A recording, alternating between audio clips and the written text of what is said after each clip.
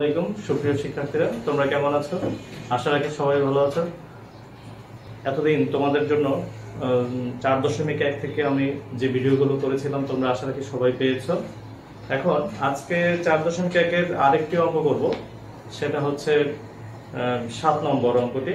কারণ নবম দশম শ্রেণীর শিক্ষার্থীরা তোমরা অনেকেই জানো যে ৪.১ থেকে প্রায় অঙ্ক আসে।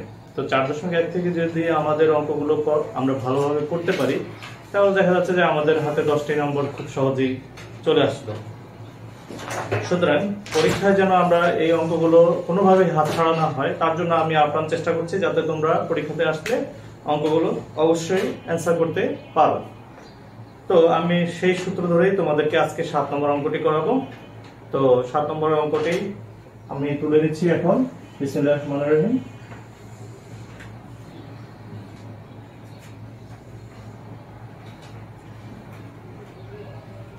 To to the power n plus 4 minus 4 into 2 to the power n plus 1 এরপর 2 to the power n plus 2 এরপর ভাগ 2। এখন সমান সমান দিব, তারপরে দাগটা দিব, দিয়ে এখন এই যে 2 এর উপরে পাওয়ার n প্লাস 4 এটা লেখা আছে, এটাকে আমরা 2 এর পাওয়ার n লিখতে পারি, আলাদা আলাদা করে 2 এর পাওয়ার 4 লিখতে পারি। এরপর আছে মাইনাস 4, 4 এর জায়গায় 4, তারপর এটাকেও সেম পদ্ধতিতে 2 এর পাওয়ার n লিখতে পারি, অথবা এরপর এটারে আবার 2 এর পাওয়ার 1 লিখতে পারি। তাহলে তোমরা এতটুকু দেখো কেন আমরা এটা করলাম। সেটা হচ্ছে কারণ হচ্ছে এদের দেখো পাওয়ার গুলোর মাঝখানে যোগ সম্পর্ক। পাওয়ার গুলোর কি সম্পর্ক? যোগ সম্পর্ক। এবং পাওয়ার গুলোর সম্পর্কটা যদি যোগ সম্পর্ক হয়, তাহলে বেস গুলো নিশ্চয়ই গুণ সম্পর্ক হবে, তাই না? তাহলে বেস গুলোর গুণ সম্পর্ক করে আমরা পাওয়ারটাকে আলাদা আলাদা করে নিয়ে গেলাম। কারণ এই দুইটা বেস থেকে যদি আমি একটা বেস নেই, তাহলে পাওয়ার গুলো কি হয়ে যায়? যোগ সম্পর্ক হয়ে যায়। সুতরাং পাওয়ার গুলো যদি যোগ সম্পর্ক হয়, তাহলে বেস গুলোরও গুণ সম্পর্ক হয়ে যাবে পাওয়ার গুলো সহ।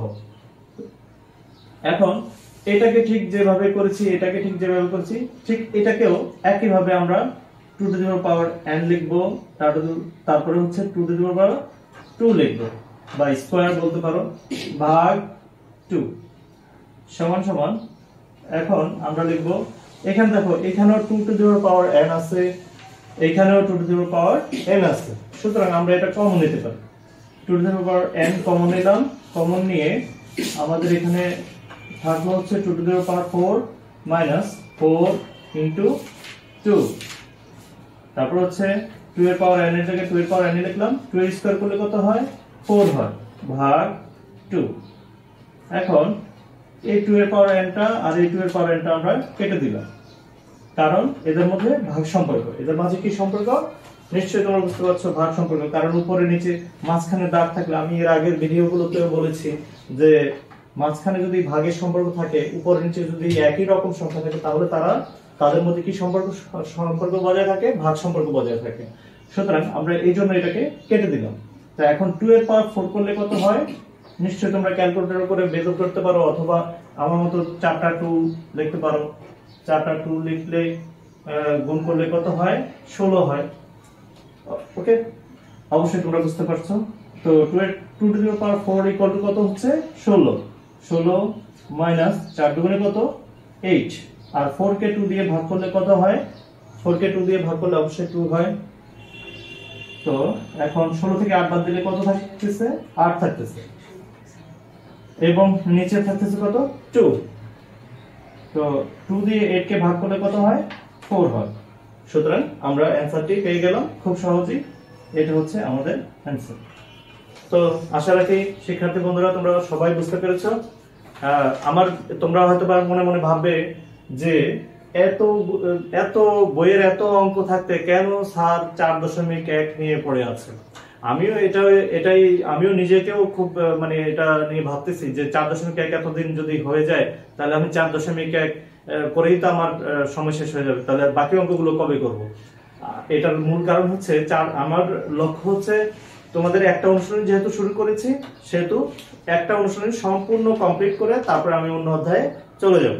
তোমাদের দোয়া থাকলে আমি অবশ্যই এটা কমপ্লিট করে আমরা অন্য অধ্যায়ে চলে যাব। আর আমার ভিডিওতে অবশ্যই পরবর্তী ভিডিওগুলো পাওয়ার জন্য, আমার ভিডিও বেশি বেশি পাওয়ার জন্য তোমরা অবশ্যই লাইক, কমেন্ট, শেয়ার করবে এবং বেশি বেশি সাবস্ক্রাইব করবে এবং বেশি বেশি শেয়ার করবে। সো খোদা হাফেজ, আসসালামু আলাইকুম।